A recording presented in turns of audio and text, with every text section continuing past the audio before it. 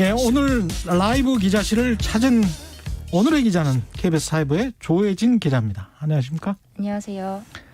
예, 잘 새해는 맞으셨습니까? 어떻게 사회부에서는 어떤 새해를 맞습니까? 네, 저희는 올해도 역시 사회적 약자에 대한 관심을 지속적으로 좀 가져보려고 예, 여러 가지 논의를 진행하고 있습니다. 연말에 좀 쉬었어요? 연말에도 비슷한 논의를 계속했었죠. 코로나로 인해서 사회적 약자들이 어떤 어려움을 좀 겪고 있는지를 뭐 직업군별로도 했고 저처럼 이렇게 소득계층별로도 좀 들여다보기도 했고요. 조혜진 기자는 좀 쉬었어요? 아, 저요? 예. 네, 저는 좀 쉬고 왔습니다. 그래요? 다행이네요. 이게 지금 코로나19가 장기화되면서 집에 있는 시간이 굉장히 많이 늘었잖아요.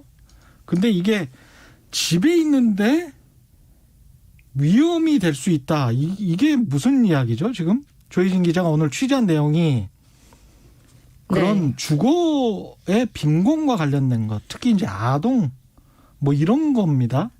예. 그렇습니다. 예. 처음에는 사실 코로나로 인해서 학교 중단되면서 아동들, 특히 저소득층 아동들이 좀 외롭거나 아니면 혼자 있는 시간이 늘어나지 않았을까라는 질문에서 시작을 한 건데요. 실제로 취재를 하다 보니까 오히려 저소득층일수록 실직을 한 보호자들이 굉장히 많았고요. 그러다 보니까 함께 있는 시간은 오히려 늘었는데 기존에 이 집이 굉장히 열악하거나 좁은 곳이 대부분이기 때문에 오히려 이 함께하는 시간이 어려워졌다는 답변들이 많아서 그런 취재를 좀 시작을 해보게 됐습니다. 취재 아이디어 발제가 아주 좋았네요. 조 기자 혼자 생각에 그랬던 거예요? 아니요, 이제 같이 논의를 했었죠. 같이 논의를 했군요. 이게 주거 빈곤이라는 원래 개념 같은 게 있었습니까? 네, 원래는 이 주거 환경이 좀 열악한 곳에서 살고 있는 상태를 주거 빈곤이라고 하는데요. 예. 고시원이나 비닐하우스 같이 주택이 아닌 곳에서 주거하는 취약계층도 해당되고요.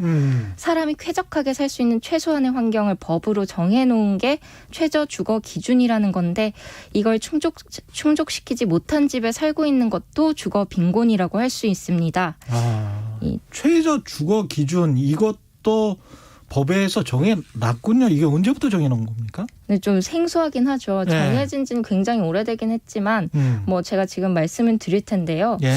한 집에 거주하는 구성원에 따라서 방의 구성이나 최소 면적을 지금 정해놓고 있습니다. 그래서 예를 들면 1인 가구의 경우에는 침실이나 부엌이 있는 뭐 14제곱미터의 공간이 필요하다. 이렇게 지금 법에 나와 있는 거고요. 예. 이게 가족이 늘어나면서 면적이나 방의 개수도 늘어나고 성별이나 뭐 나이에 따라서도 조금씩 달라져요. 그래서 예를 들면 기본적으로 6살 이상의 아동은 보호자와 분리를 해야 되고요. 8살이 넘으면 성별이 다른 아동은 또 각자 방을 줘야 됩니다. 예. 뭐 이 외에도 적절한 채광이라든지 난방, 뭐 냉방, 소음, 악취 이런 것들에 대해서도 다 좀 규제가 되어 있습니다. 그러니까 이게 우리나라 수준의 소득 수준의 최저 주거 기준이다. 이걸 법으로 정해놓은 거군요. 그렇죠. 근데 이게 이제 시장에서 사실은 주택을 사고 팔고 있으니까 이 최저 주거 기준에 못 미쳐서 사는 사람들도 굉장히 많을 거 아니에요. 네, 그렇습니다. 통계청이 2015년에 인구주택 총조사를 실시했었는데요. 그때 당시 주거 빈곤 상태에 있는 아동이 전국에 약 94만 명 정도로 추산됐습니다.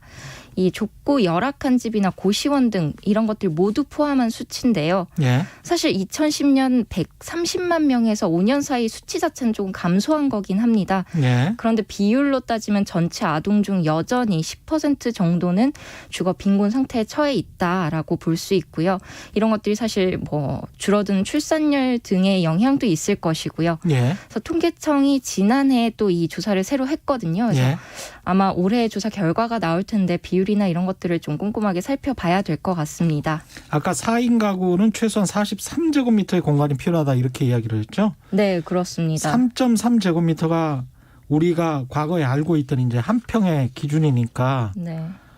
과거의 계산으로 따지면 이제 10평 그죠. 조금 넘어가는 11평 정도 되는 맞습니다. 공간은 네. 최소한 있어야 된다. 4인이면. 그렇죠. 그렇죠? 네. 그러면 그것도 미치지 못하는 거면 우리가 이제 상상을 충분히 해볼 수가 있네요. 상당히 열악한 거네. 네, 그렇습니다. 예. 아이들이 이제 집이 아닌 곳에 사는 아동들도 있다는데 그러면 집이 아닌 어떤 아까 말한 비닐하우스 같은 곳에 사는 겁니까? 네, 저희 취재진이 만난 가정 중 한 곳은 비닐하우스를 조금 개조해서 예. 주택의 형태로 만들어서 그 안에서 좀 살고 있었는데요.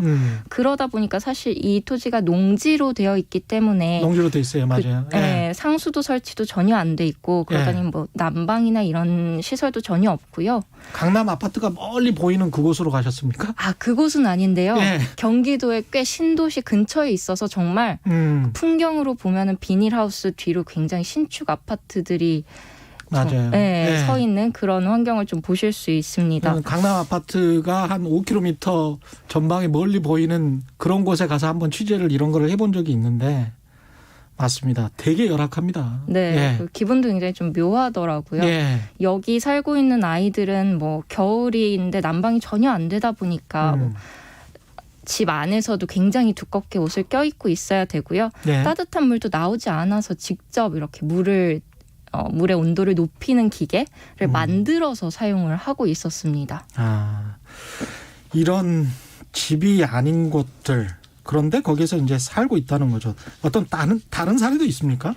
네, 저희가 취재한 사례 중에서 또 좀 기억에 남는 사례가요. 예. 어머니와 15살 남자 중학생이 반지하 단칸방에 살고 있는 사례였는데요. 예. 이게 부엌이 있기는 하지만 사실상 베란다 같이 난방도 전혀 안 되는 약간 외부 공간에 지붕만 덮여 있는 그런 공간에 간단하게 주방 도구들이 있어요. 영화 기생충 네, 정말 비슷하네. 그 정도의 반지하 시설. 단칸방에 그런 상태면 예. 맞습니다. 또 예. 영화 기생충 말씀하셨다시피 화장실의 변기도 한 단 높이 있기 때문에 아 똑같네. 네, 정말 비슷한 구조였어요. 예. 그래서 여기 살고 있는 지금 15살짜리 남자아이도 자기 키는 이미 너무 굉장히 크고 있는데 친구보다 훨씬 네, 예. 크고 있는데 이 화장실 사용하려면 허리를 굽혀야 되고 굉장히 불편이 많다고 좀 호소를 하더라고요. 이런 상황이면 아이들 건강이나 이런 데도 분명히 문제가 있을 것 같고 생육 발달에도 문제가 있을 것 같고 그렇습니다. 예. 네, 맞습니다. 주거 빈곤 가정 중에서 이 아이들의 건강 문제를 호소하는 집들이 굉장히 많았습니다. 특히 아토피나 피부 질환 등이 많았는데요. 서울시가 지난해 아동이 있는 주거 빈곤 상태의 245가구를 조사해봤더니 그중 75%, 즉 4가구 중 3가구 이상이 열악한 집 때문에 아이들 건강이 좀 위협을 받고 있다. 이렇게 얘기를 하고 있었습니다. 특히 저희가 방문해본 집들도 그렇고 대부분 반지하에 있다 보니까 뭐 오래되고 습기도 굉장히 많이 차고 장판을 뭐 새로 벗기고 깔 수가 없는 상황이기 때문에 계속 덧붙이고 하다 보면 예. 이게 습기가 빠져나갈 구석이 없더라고요. 그럼 여름 같은 때는 그 장판 밑에 벌레들이 그렇죠. 굉장히 많이 산다고 합니다. 예. 그래서 저희가 취재했던 사례 중에서도 이 벌레 때문에 벌레가 귀 안을 물었는데 귀 안쪽이다 보니까 이제 아이 입장에서는 그냥 따끔하고 말았어요라고 느낀 것 같아요. 예. 근데 그걸 방치하다 보니까 어느 날 갑자기 고름이 생기고 그래서 결국 수술을 받았는데도 청력 손상이 돼서 예. 이게 뭐 다시 회복할 수 있을지 조금 어렵다는 의료진의 얘기도 있었고요. 예. 또 이런 것뿐만이 아니라 뭐 보일러 열선이 노출이 돼서 아이들 화상 위험이 있다든지 그냥 일상적으로 이 아이들은 건강의 위협에 내몰리고 있는 그런 상황이었습니다. 이 의식주가 인간의 기본적인 요건이다라는 게 참 절감이 되네요. 네. 근데 이 코로나 때문에 이렇게 집에 들어가서 오히려 더 위험한 집에 지금 살고 있는 건데 학교를 가면 오히려 안전할 텐데 맞습니다. 이런 경우에 근데 이제 학교를 못 가게 됐잖아요. 그러니까 이제 집에 있는 시간은 훨씬 더 늘어날 테고 이것 때문에도 아이들이 굉장히 답답해 하겠습니다. 네, 맞습니다. 예. 사실 주거 빈곤층의 아동은 코로나19가 아니어도 이런 열악한 환경, 즉 집에 머무는 시간이 굉장히 길었거든요. 예.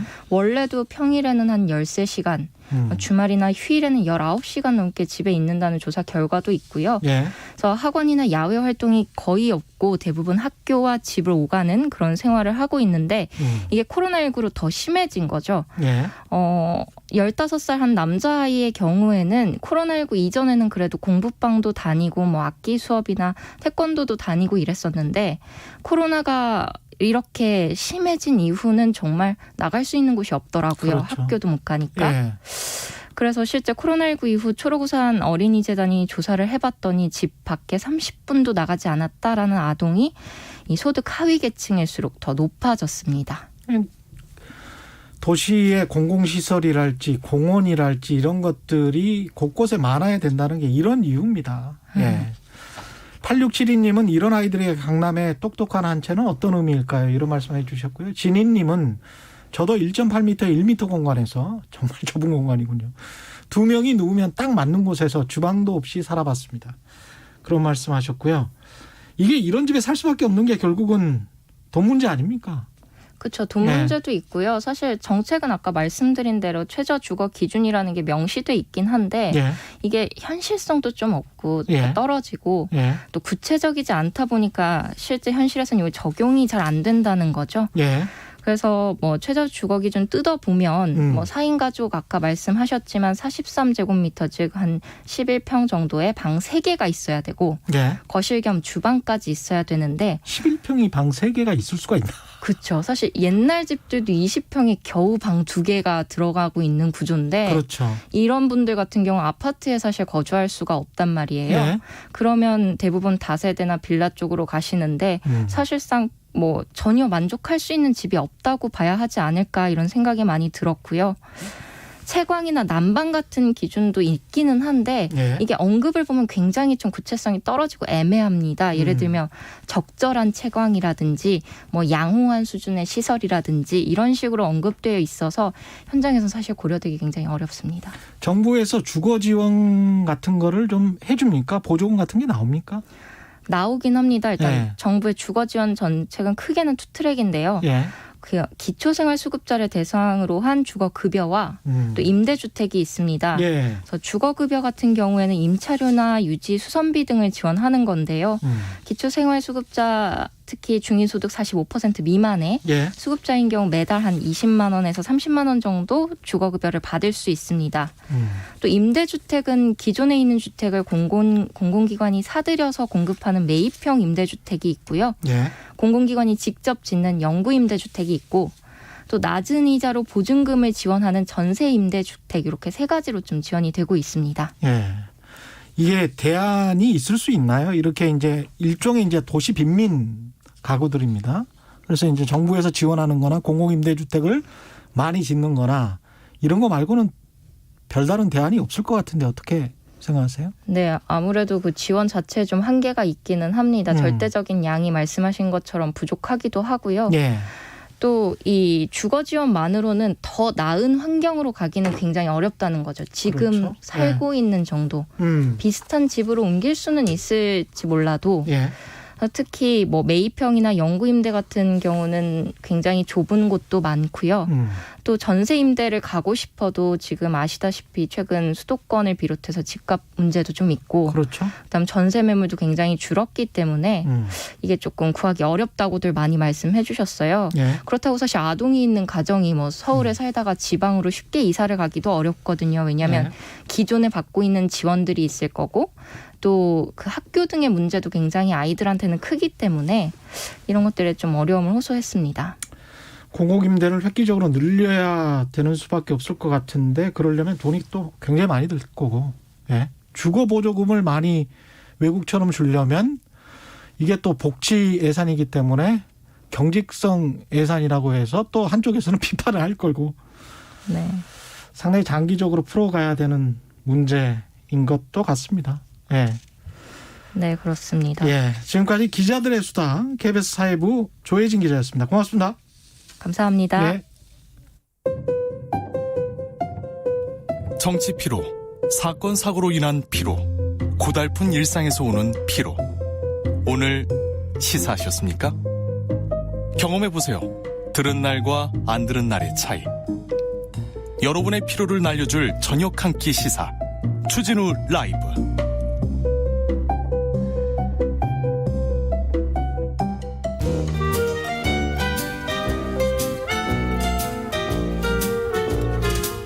네, 민생이 먼저다. 함께 잘 먹고 잘 사는 법 찾아보겠습니다. 민생과 통하였느냐? 생생민생통. You got a friend in 안전하서나 민생생각, 안진걸 민생경제연구소장님 나오셨습니다. 안녕하십니까? 네, 안녕하십니까? 예. 민생통 바로 시작하겠습니다. 오늘 어떤 이야기 가져오셨나요? 예, 정말 연말 연시에 준비 많이 했습니다. 여전히 연말 연시에 이렇게 우울한 뉴스가 많잖아요. 하지만 뭐 IMF나 OECD에서 대한민국 경제는 선방했다. 이런 좋은 뉴스도 있는데 근데 그게 체감이 돼야 되거든요. 체감 안 돼요? 네, 체감이 안 되는 게 문제인데. 워낙 부정적인 뉴스들이 많아서. 체감이 되는 10가지 뉴스를 제가 뽑아왔습니다. 정말 엄선했습니다. 아, 그래요? 올해 민생이 희망적인 이유. 조금이라도 바뀌고 있다. 예, 조금이라도 바뀌는 거. 실제로 구체적으로. 이것도 의미가 있네. 예, 이거 어느 언론에서도 안 짚더라고요. 아. 예, 그래서 오늘 국민의 방송, 공영방송 KBS에 딱 올린 아이템. 유튜브뿐만 아니라 라디오뿐만 아니라 좀 이따 인터넷 포털 뉴스로도 올라가야 될 아이템을 지금 빨리 해야 돼요. 10가지 다 하겠습니다. 빨리 해야 돼요. 시작하겠습니다. 첫 번째. 자, 올해부터 기초연금 65세 이상의 어르신들 중에 하위소득 70%만 받는 겁니다. 그 상위소득 30%는 못 받는 건데 30만 원으로 모두 인상됩니다. 그 전에는 하위소득 40%까지만 30만 원이었고 나머지는 25만 원만 받았어요, 최대. 근데 이게 모두 30만 원 인상된다. 전부 다. 이건 어르신들에게도 기쁜 소식이고 용돈 부담 또 부모님들 부양하는 자식들에게도 기쁜 소식이잖아요. 낀 세대에게도 기쁜 소식이네요. 30만 원 인상된다. 그리고 그 소득 기준도 14.8%가 인상됐습니다. 그래서 거기에 배제됐던 분들도 일부 더 추가될 수가 있는 거죠. 소득 기준이 올라갔으니까요. 하위소득 70% 소득 기준 정할 때요. 그리고 이분들 이게 이제 첫 번째 뉴스인데 이분들과 연동돼서 65세 이상 어르신들은 11,000원 그러니까 부가세까지 하면 12,100원 통신비가 의무적으로 할인됩니다. 그런데 이게 널리 홍보가 안 된 거예요. 그래서 절반 정도. 그러니까 기초연금 받는 분들이 600만 명 되거든요, 올해. 되게 많죠. 이제 대한민국도 점점 복지 선진국으로 가는 거죠. 근데 그중에 절반 가까이가 12,100원의 통신비 할인을 못 받고 계시는 거예요. 이게 작년 올해 민주당 소확행위원회에서 이걸 강력히 주창해가지고 이게 두 번째 뉴스인데요. 올해부터는 사실상 자동으로 감면되는 시스템으로. 그러니까 처음에 기초연금 받는 분들은 신청할 때 기초연금을 신청해야 되거든요. 무조건 자동으로 아닙니다. 신청할 때 12,100원의 통신비 감면도 자동으로 신청하게. 이게 몰라서 못 받으시는 분들도 그러니까 분명히 몰라서 있었어. 모르거나 깜빡했거나 아니면 나중에 했거나 아니면 번거로워서 못했던 것이 없어지는 거고. 근데 이미 기초연금 받는 분들은 어떻게 되냐. 이제 지방정부에서 일일이 전화를 드릴 거예요. 빨리 신청하시라고. 그리고 절차가 아주 간소하거든요. 안내를 해드리는 겁니다. 그리고 이 방송 들으신 분들은 지금 부모님이나 주변에 뭐 할머니, 할아버님이나 아는 어르신들 있으면 다 알려주십시오. 기초연금 받는 분들은 12,100원씩 통신비가 자동으로 감면된다. 자동으로 감면된다. 어머니, 아버님 두 분이면 25,000원 가까이 한 달에 빠지는 겁니다. 그러네요. 얼마나 이게 큰 도움이 됩니까? 그러네요. 이게 두 번째 베스트 뉴스입니다. 세 번째. 올라가고. 세 번째 이제 교육 관련 분야인데요. 정말 대한민국 교육 선진되고 있습니다. 올해부터 초, 중고, 전국의 초중고 모두 무상교육이 전면 실현됩니다. 작년에는 고3, 고2, 재작년에는 고3만 했어요. 근데 순차적으로 다 확대돼서 이제 1년에 무려 160만 원의 고등학교 입학금, 뭐 고등학교에서 드는 비용이 있잖아요. 뭐 수업료라든지 이런 게 전부 다 없어지는 거예요. 정말 교육 선진국이죠. 이게 이제 세 번째 베스트 뉴스고요. 네 번째, 서울의 중고등학생들. 자, 이번에 중학생 되고 고등학생 되는 분들, 그다음에 내년이나 내후년에 되는 분들 잘 들어보십시오. 30만 원의 입학 준비금이 생깁니다. 그냥 줘요? 그냥 줍니다. 왜? 중학생 되고 고등학생 되면 쓸 일이 돈을 쓸 일이 많아지잖아요. 학습 기자들도 새로 사야 되고. 그래서 전격적으로. 그럼 다른 지역은 이제 소외되어 있느냐? 아닙니다. 다른 지역은 이미 무상교복으로 그에 준하는 30-40만 원 정도를 받고 있으니까 결국 무상교복을 받거나 입학준비금을 받는 거라고 보시면 되는데. 교육청에서? 그렇습니다. 교육청이 주도하고 서울시까지 같이 나서서요. 혹시 우리 지방자치단체는 이걸 안 하고 있다.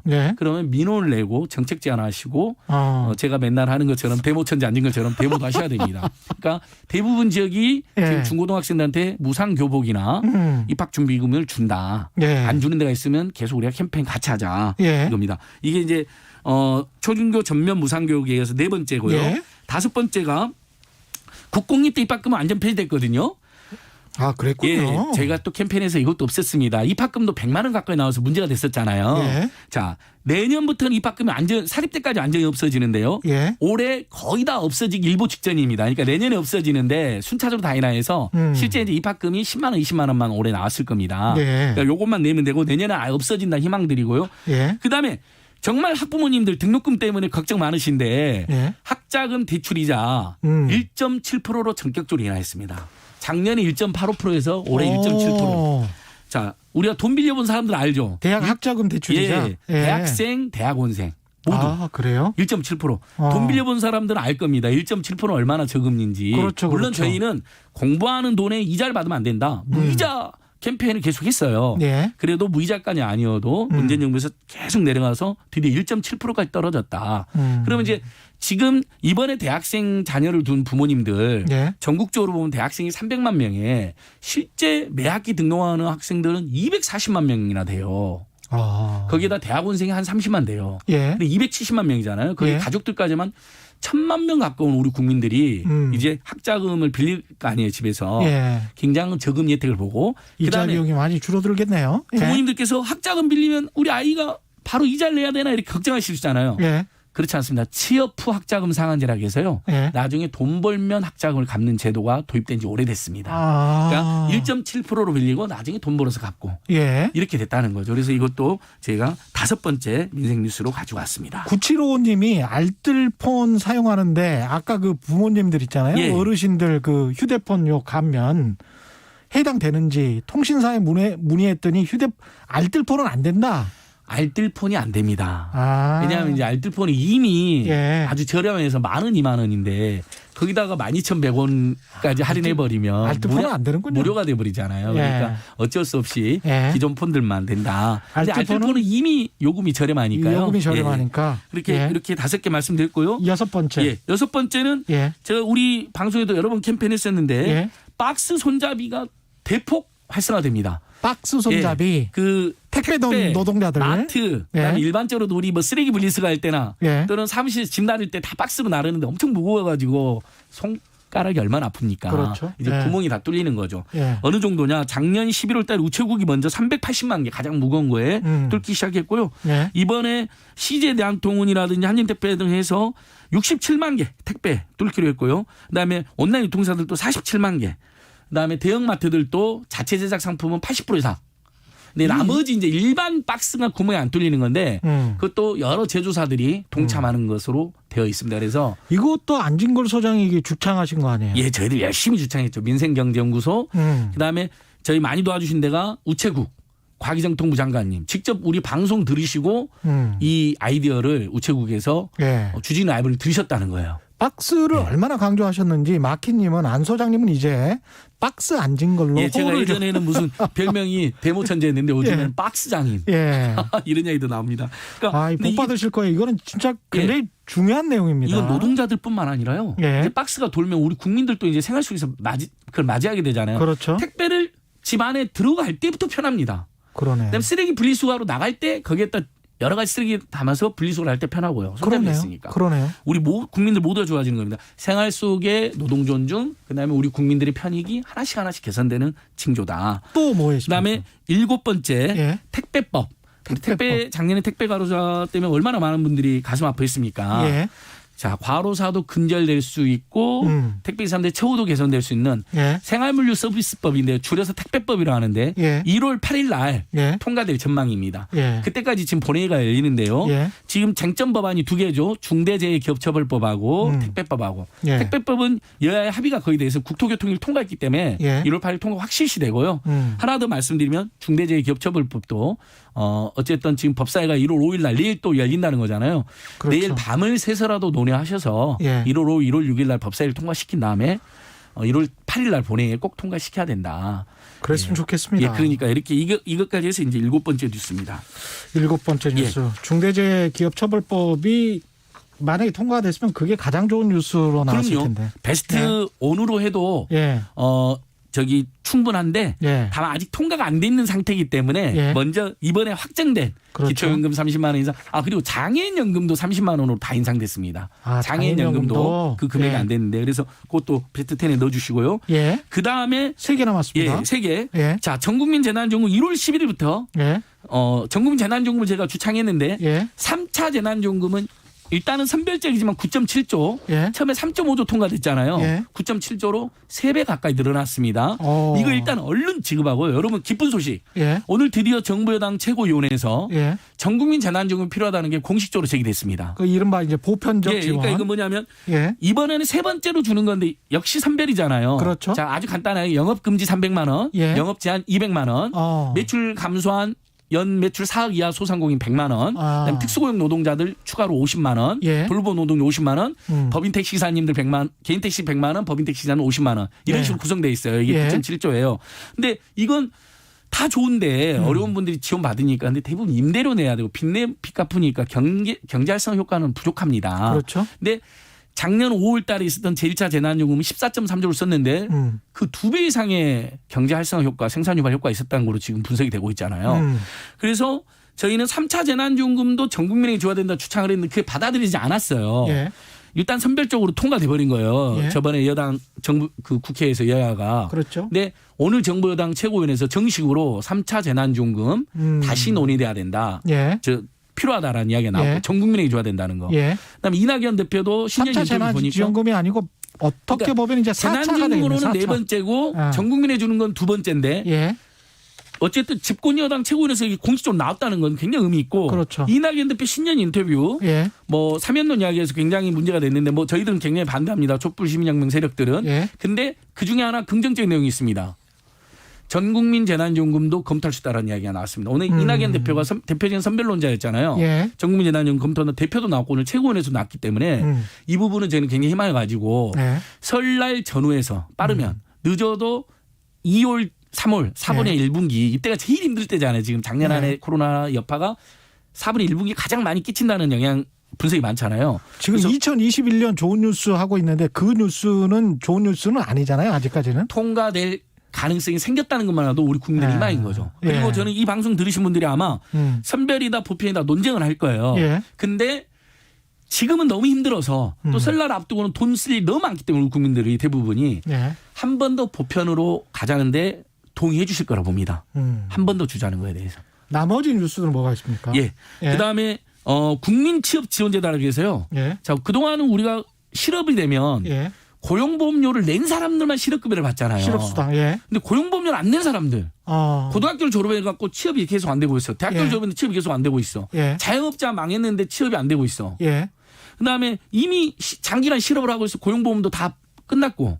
이런 분들을 위해서 앞으로는 1인당 6개월 동안 50만 원씩 총 300만 원의 국민 취업 지원제도. 이것은 이제 실업 급여가 아니라 실업 부조가 되는 거죠. 자기가 보험료를 안 냈다 하더라도 일단 이분들을 고용 촉진을 하기 위한 수당을 주고 이분들이 나중에 취업하면 이제 고용보험료를 내는 것으로. 유럽에서 하는 제도랑 비슷하게 이 제도는 가네요. 뭐 선진국에서 대부분 하고 있죠. 그러니까 꼭 고용보험료를 안 낸다 하더라도 장기간 실업 상태에 있는 분들이 아예 취업 활동을 포기하신 분들은 못 받는 거예요. 어차피 이건 맞습니다. 취업 활동을 계속 해야 구직 돼요. 활동을 하는 전제하에. 그러니까 도덕재개라든지 밑빠진도 물밖에 아닙니다. 이건 충분히 의미가 있는 거예요. 특히 생각해보세요. 고등학교 졸업하고 대학을 졸업했는데 취업이 안 되고 있어. 얼마나 답답하겠어요. 본인이 막 했으는데. 본인 잘못도 아닌데 사실. 본인 잘못도 아니잖아요. 일자리가 부족한 거잖아요. 지금 고용 없는 성장하는 대기업들, 공공분 일자리 늘리지 않는 정부나 지자체들 다 지적해야 될 상황인데 그분들이 이제 앞으로 50만 원씩 6개월 동안 구직 촉진 수당 마지막 제도를 받게. 마지막으로 유급휴일 확대가 있는 거 아니에요? 신축년 올해 유급휴일도 확대됩니다. 그래서 이제 그 부분도 어디니 제가 10개로 이야기하다 보니까 순간 유급휴일 확대하고 국민 취업 지원제 말씀하셔서 10개입니다. 지금 10개 다 정리가 된 겁니까? 예, 다 정리했습니다. 그러니까 다시 한번 제일 기쁜 소식이 제가 진짜 막 정신 다르니까 순서대로 다시 기초연금 장애인연금 30만 원으로 인상. 그다음에 다시 읊어주시는 거예요? 다시 읊어주시는 거예요? 아니요. 그럴 필요는 없습니다. 그다음에 특히 제일 중요한 정보 어르신들 12,100원까지 통신비 감면 자동으로 되는 의무적으로 되는데 몰라갖고 알뜰폰은 안 된다. 알뜰폰은 안 된다. 10번째가 그거였는데 죄송합니다. 예. 차고송금 구제법. 그 작년 한 해 동안 차고 송금 구제법. 작년 한 해 동안 무려 예. 15만 명의 국민들께서 예. 재작년에만 3,200억 돈을 잘못 보낸 거예요. 예. 근데 그 중에서 절반을 못 돌려받으신 거예요. 아. 근데 앞으로는 올해 이제 상반기나 중반기에 차고송 구제법 통과됐는데 예금보험공사로 전화를 하면 예. 거기서 이제 알아서 돈을 받아주는 겁니다. 좋네. 만약에 돈을 안 돌려주면 지급명령 신청 같은 법적 절차까지 해가고 돈을 돌려받는 건데요. 예. 국회가 바로 이런 일을 해야 되는 거죠. 예. 예금자 보호법 개정안이 통과됐습니다. 예. 그래서 올해 이것까지 10가지입니다. 생생민생통 안진걸 소장과 함께했습니다. 고맙습니다. 예, 순간에 깔려서 예. 죄송합니다. 고맙습니다. LOL님, 최경련 기자님 얼굴이 누렇게 뜨셨네요. 안진걸 소장님 기관총 멘트.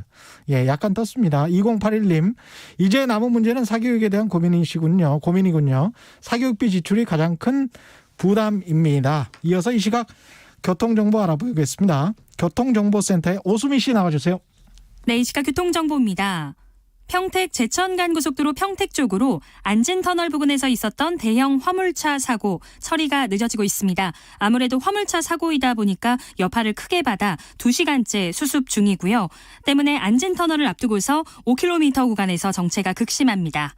그 밖에 고속도로에서는 퇴근길 교통량 적은 편입니다. 서해안고속도로 양방향 다 금천에서만 밀리고 있고요. 영동고속도로 인천 쪽으로도 월고제에서 영동선 끝까지 6km 정도 속도를 줄이고 있습니다.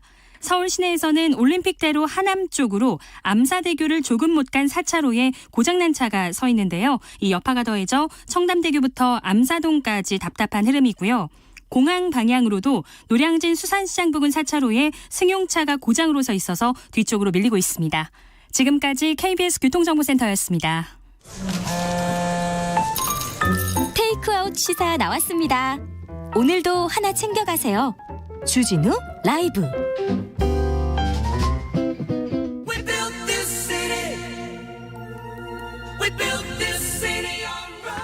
네, 사라진 보수의 가치를 찾겠습니다. 대한민국 보수 재건 프로젝트 보수합시다.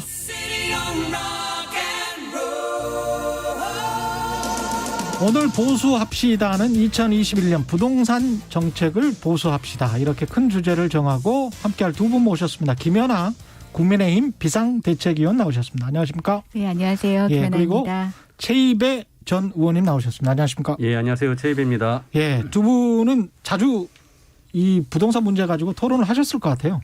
자주는 아니고요. 과거에. 종종. 과거에. 예. 예. 그래서 서로의 스탠스나 말하는 내용은 다 아실 것 같은데 국민 여러분께 자세히 좀 말씀을 해 주십시오. 예. 예. 이 부동산 이야기 전에 이낙연 민주당 대표가 이명박 박근혜 전 대통령 사면론을 제기를 했는데 짧게 한번 코멘트해 주시겠습니까? 예. 먼저 하세요. 예. 최이배 의원님. 아니 예. 뭐 저는 솔직히 요즘 정치 쪽에 관심이 없어서요. 아, 잘 내용을 안 보고 있는데 예. 아무튼 뭐 이낙연 대표께서는 뭐 굉장히 큰 승부수라고 생각하지 않으셨을까라는 생각이 들어요. 굉장히 큰 건이잖아요. 근데 대선 앞두고. 예, 근데 이제 의외로 뭐 그 당내 분위기나 또 청와대의 반응도 굉장히 뭐 대수롭지 않게 이제 지금 생각하고 뭐 오히려 그게 아니다라는 쪽으로 가니까 굉장히 좀 난처한 상황이 아닐까 뭐 이런 정도 생각이 듭니다. 예. 김연아 의원님은 어떻게 생각하세요? 결국 걷어들인다고 지금 얘기가 나오는 게 아닌가요? 아, 점점. 네. 아. 그래서 저는 예고편의 짤 영상만 네. 딱 등장했다가 예고편도 안 하는 걸로 뭐 이렇게 아. 해서 딱 맞는 표현 같습니다. 지금 딱히 이 이슈는 더 이상 언급을 할 수 없는 이슈가 돼버린 것 같습니다. 아까 최영두 의원님도 아주 재밌는 말씀 해주셨는데 사면론을 제기해서 사면 초과에 빠졌다 이렇게 이야기를 하시더라고요. 다들 그렇게 표현하는 것 예. 같습니다. 본격적인 이야기 2021년 부동산 시장 상황.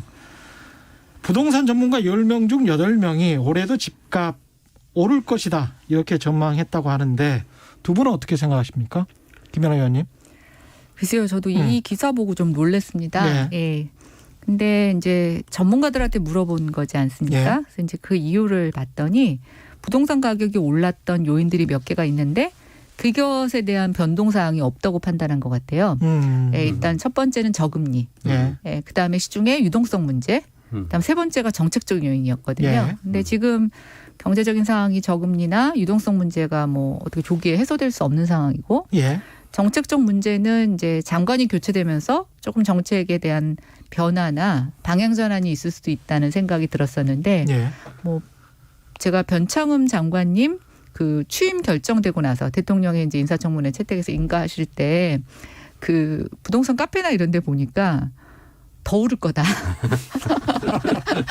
변창흠 장관 때문에 더 오를 거다. 뭐 이런 식의 그러니까 그게 사실인지 아닌지를 떠나서 시장에서 그렇게 받아들인다는 얘기는 이 정책적 요인에서 부동산 가격 상승으로 점쳤던 부분들이 시장에서 오히려 더 그것이 강화되는 형태로 읽히고 있구나. 그래서 그 요인 때문에 이렇게 전문가들이 예상하는 게 아닐까라는 생각이 들고요. 개인적으로는 조금 걱정이 됩니다. 예. 예, 뭐 단기적으로 이럴 수는 있는데 이게 지금 우리 경제적인 상황이라든가 가계의 가처분 소득 대비 집값 수준으로 봤을 때 실물 경제는 안 좋거든요. 이게 예. 유지될 수 있는 가격인가? 예. 그다음에 이제 만약에 여기서 조금이라도 집값이 흔들리게 되거나 또는 금리가 올랐을 때 이게 지금 견딜 수 있는 가격인가라고 생각하면 저는 좀 그렇죠. 굉장히 위태롭다고 생각합니다. 불안불안하죠. 저도 예. 뭐 100% 동의하는 내용이고요. 예. 그러니까 그 KB 부동산 보고서가 이제 연말에 발표됐는데 이제 여기에 보면은 아무튼 내년에도 상승 전망이 우세하고 대신 이제 상승폭은 2020년만큼은 안 될 거다라고 이제 많은 분들이 예상했다고 하더라고요. 그래서 이제 그 이유가 전세 수요가 매매로 전환되고 네, 말씀하신 공급량 부족하고 저금리로 인한 유동성 문제 얘기했는데 저는 이제 이런 그 논리적인 이유보다는 결국은 심리적인 이유가 더 또 크지 않았나. 아까 전에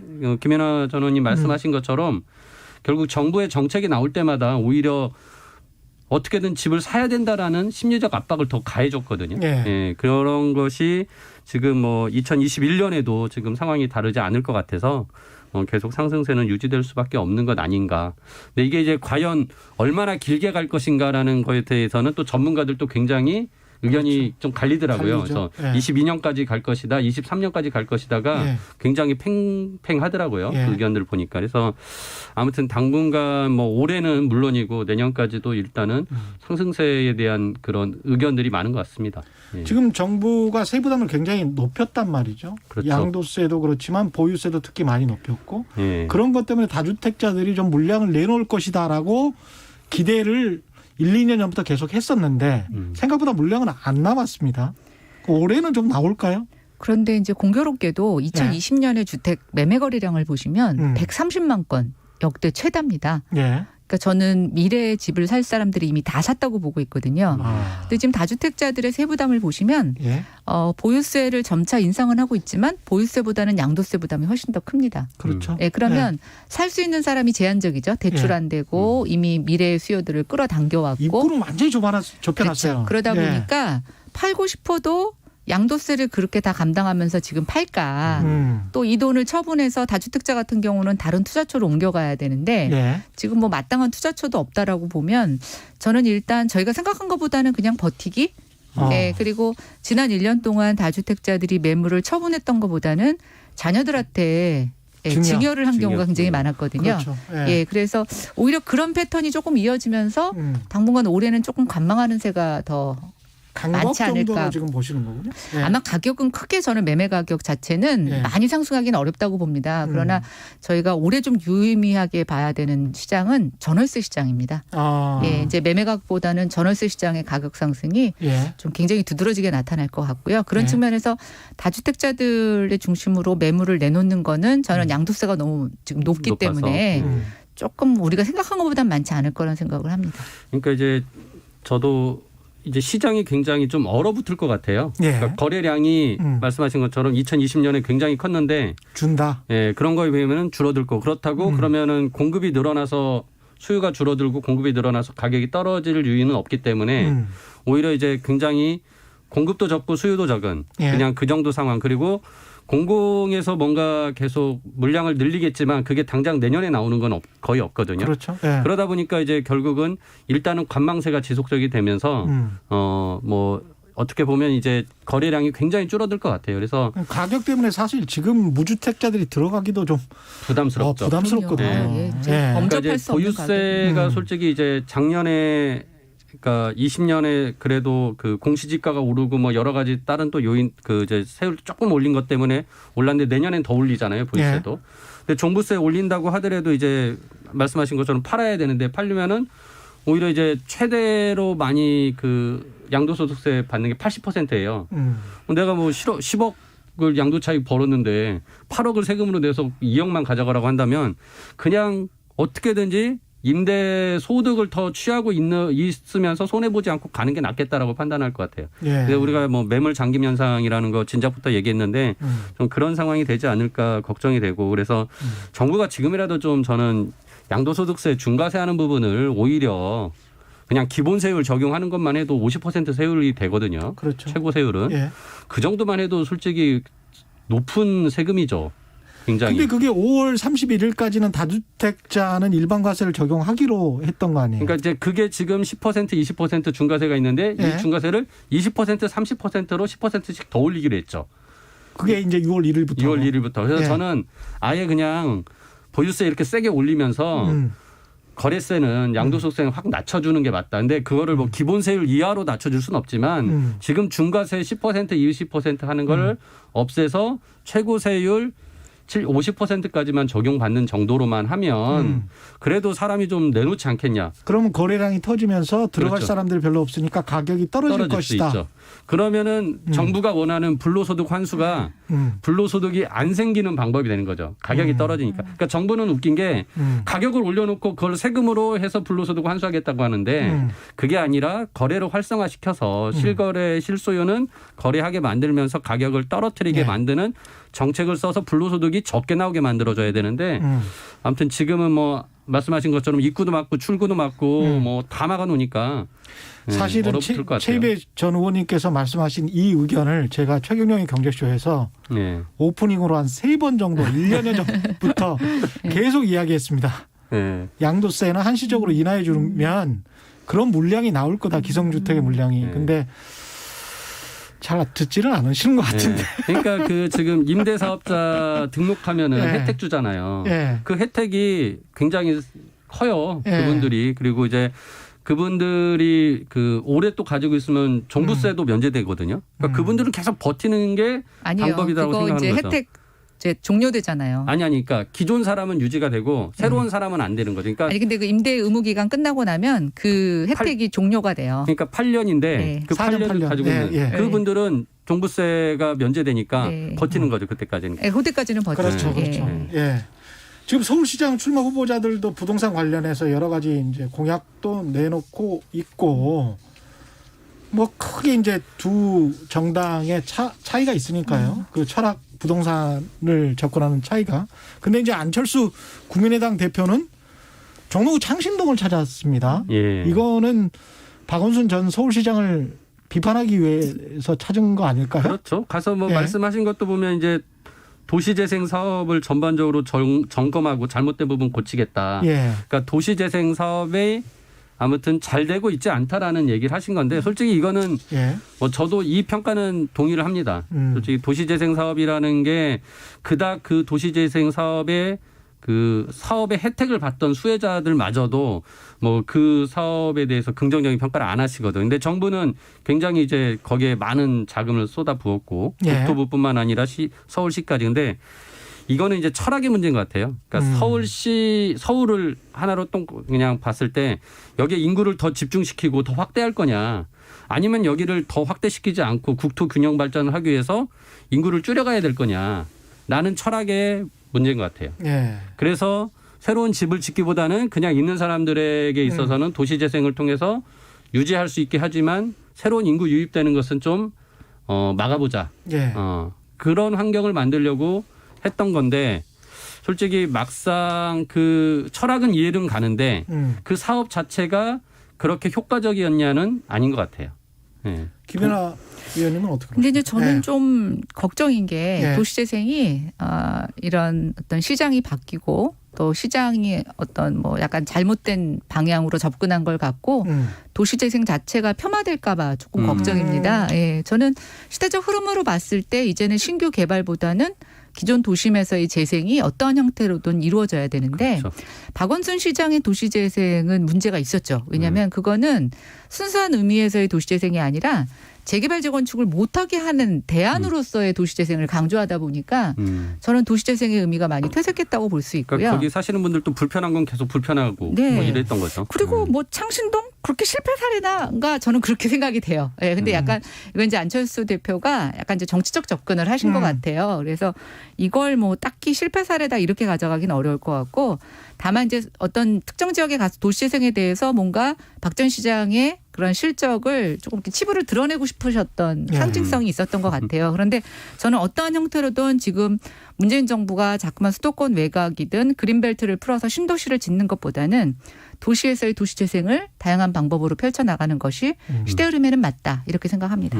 지금 국민의힘 비대위원이시니까 안철수 대표를 약간 좀 견제도 하셔야 되는 그런 입장이신가요? 아니, 뭐 그런 건 아니고요. 아니, 그러니까 저는 솔직히 말씀드리자면 아직 안철수 대표의 부동산 정책이 나오지를 않았어요. 네, 근데 이제 그런 의도가 아니라 이 도시재생 사례에서 창신동을 꼭 저는 비판한 사례는 이건 약간 제 전문가적인 소양으로서 이거는 그렇게 비판받을 사례는 아닌데. 건산연에 계셨으니까.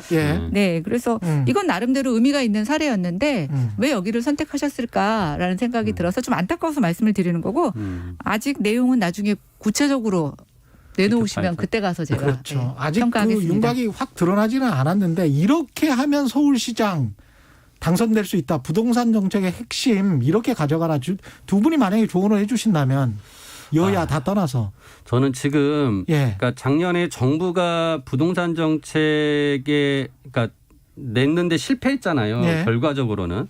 그러니까 잘못된 부동산 정책으로 인해서 부동산이 이슈가 되니까 이 부동산을 갑자기 공급량을 늘려가지고 얼마나 더 늘리냐를 가지고서 경쟁을 하고 있는데 서울시장 후보들이 이건 정말 바람직하지 않은 것 같아요. 그러니까 서울의 미래를 보는 것이 아니라 지금 아주 단기적인 이 부동산 이슈만을 가지고서 어떻게 표를 얻을까라는 이런 그 안목은 정말 시장으로서의 안목이 아니다라고 생각이 들고요. 우리가 코로나 때문에 이제 재택근무도 많이 하게 되고 그렇게 되다 보면은 이 일자리 근무 형태가 바뀌면서 주거의 형태도 바뀌고 있거든요. 그래서 공간이라는 것에 대한 개념을 새롭게 우리가 생각해보고 아까 말씀드린 대로 서울에 더 인구를 집중시키고 더 많은 세대 집을 만들어야 되는 거에 대한 철학이 있어야 되는데 지금 그런 부분들에 대해서는 아무런 얘기를 하지 않고 나는 뭐 길 위에다가 뭐 어떻게 해서 집 떠지겠다 뭐 지하로 뭘 만들어서 또 뭐라 그러니까 온통 그 토건에 대한 얘기들만 나오는 거예요. 그래서 저는 지금 후보들이 너무 단기적인 안목을 가지고서 서울시를 바라보는 지금 상황은 반성해야 된다. 포퓰리즘이라고 보십니까? 그러니까 진짜 서울을 더 살기 좋은 도시로 만들기 위해서는 뭐가 필요한지에 대한 고민을 해야지 집이 필요한 건 그것만 가지고서는 안 된다라는 얘기를 해주고 싶어요. 김연아 의원님. 저는 일단 지금 심리적인 패닉 상태를 진정시켜줄 만한 정책이 필요하다고 생각이 돼요. 그러니까 왜 지금 집을 사느냐. 지금 안 사면 영원히 못 살 것 같고 지금 안 사면 손해를 볼 것 같은 이 불안이 거의 시장을 패닉으로 만들어주고 있거든요. 그래서 저는 그러려면 믿을 만한 사람이 믿을 만한 메시지를 내야 되는데 저는 이제 그 부분에서 시장 후보자들이 어떤 메시지를 낼 것이냐가 제일 중요하다고 보고 있고요. 두 번째는 이제 문재인 정부가 좀 간과하고 있는 게 집이라는 것이 인간의 대개 본능적인 욕구를 담는 하나의 공간이라는 거죠. 그런데 이제 아까 최이배 의원님도 말씀하셨지만 코로나 때문에 우리 집이 되게 중요해졌거든요. 집에서 쾌적한 공간이 있는 사람과 그렇지 않은 사람들 간에 삶의 질이 달라지고 있어요. 그런데 왜 쾌적한 공간에 살려는 사람들을 자꾸만 아파트에 대한 환상을 깨라는 둥 뭐 이런 식으로 폄하하는가. 그래서 또 공공임대주택에서 시작할 수 있죠. 그러나 공공임대주택에 들어가서 죽을 때까지 사는 것이 아니라 주거사다리를 통해서 나도 상향이동할 수 있다. 노력하면. 이런 인간의 본능적인 욕구와 꿈을 저는 무너뜨리는 정책을 쓰면 안 된다고 생각이 되는데 지금 정부는 아파트에 대한 환상을 버리라면서 주거 수준 자체를 하향 평준화시키고 공공임대를 확대할 테니까 너는 공공임대에서 계속 머물러라. 이런 사인을 주는 듯한. 그래서 오히려 인간의 본능적인 욕구에 대해서 무시당하는 것. 이런 것들을 좀 해소할 수 있는 정책의 사인이 가장 중요하다고 생각해요. 세부적인 내용은 지금 당장 어느 후보가 내놔도 공급도 당장 늘릴 수 없고 뭐 아무것도 해결할 수가 없습니다. 그런데 저는 이 심리적인 패닉과 인간의 욕구, 본능에 대한 것들을 존중해주면 저는 신뢰가 생긴다고 생각합니다. 우리가 흔히 부동산 시장에 대책을 내면서 이게 시장하고 싸운다라고 정부가 네. 얘기를 하는데 그 시장이라는 게 지금 딱 김연아 의원이 말씀하신 거예요. 나도 집 한 채 갖고 싶고 그리고 그 집이 일종의 나의 굉장히 큰 자산의 한 부분이기 때문에 집값이 오르기를 원하는 거예요. 네. 그런 인간의 욕구를 그런 마음을 가지면 안 돼. 네. 정책은 그렇게 안 가니까 너도 그 마음을 버려. 이런 지금 상황이거든요. 정부의 정책이. 아니 근데 그래서 서울시 같은 경우는 한 55% 정도가 유주택자고 45% 정도가 무주택자니까 무주택자들은 집값이 폭락하기를 바라고 있는 거 아닙니까? 그러니까 이제 둘 다 이제 유권자들이니까 이 사이에서 어떤 층의 표를 얻어야 될까 이것도 굉장히 좀 고민을 할 것 같단 말이죠. 근데 저는 두 정당 전부 다. 오로지 지금 부동산이 이슈긴 하지만 부동산만 바라보고 정책을 펼치고 서울시장이 되겠다라고 하는 것은 정말 바람직하지 않은 것 같아요. 그 부분을 좀 짚고 넘어갔으면 좋겠습니다. 저는 이제 뭐 부동산이라는 게 여러 의미가 있지만 우리가 왜 서울에 살려고 하느냐. 저는 도시가 주는 여러 가지 기회, 그다음에 거기서 도전의 가능성 이런 것들이라고 보여지거든요. 그런 측면에서 저는 서울이 너무 집값 대비 기회가 없고 향후에 어떤 발전 가능성을 보여주지 못하는 그런 도시라고 생각이 돼요. 만약에 우리가 예전에 이제 코로나가 터지기 전에 런던이나 뉴욕 같은 데도 서울보다 훨씬 임대료를 비싸게 내고도 그 지역에 가서 공부도 하고 일자리를 찾기도 합니다. 왜냐하면 거기에서 일을 찾았을 때 고부가 가치인 일을 찾을 수가 있고 거기서 만나는 창조적인 사람들을 통해서 네트워크를 넓힐 수 있다라고 하는 그런 믿음 때문이거든요. 결국 서울에서는 집값을 잡는 것도 중요하지만 저는 이 집값 대비 서울이 그만큼의 집값을 하느냐 기회와 일자리를 주느냐 이런 고민들이 같이 가야 된다고 생각하고 최 의원님 말씀하신 대로 집값만 잡으려고 한다면 저는 뭐 잡으려다 초과상관 다 태운다고 도시 자체를 망칠 우려가 있습니다. 최 의원님 마지막으로 뭐 하실 말씀 덧붙이실 말씀 혹시 또 진성준 의원 1가구 1주택에 관해서는 어떻게 평가하시는지. 근데 그분은 뭐 별로 시간이 없어서 7월 달에 그 토론회에서 그분이 말씀하셨잖아요. 이래도 집값 안 떨어진다. 그러니까 그 진심이 나온 거거든요. 거기서. 그러니까 별로 이제 집값에 대해서 그렇게 뭐 잡으려고 하는 그런 노력을 하시는 분은 아닌 것 같고 그리고 그런 분이 이제 갑자기 저런 법을 낸 거는 그걸 만회하기 위해서 낸 거 아닌가. 알겠습니다. 그만하죠. 부동산 얘기는. 보수합시다. 지금까지 김연아 국민의힘 비상대책위원 그리고 최이배 전 의원과 함께했습니다. 고맙습니다, 두 분. 감사합니다. 오늘 순서 마칠 시간이고요. 검정치마의 내 고향 서울엔 들으면서 최경영이 진행한 주진우 라이브 마무리하겠습니다. 고맙습니다.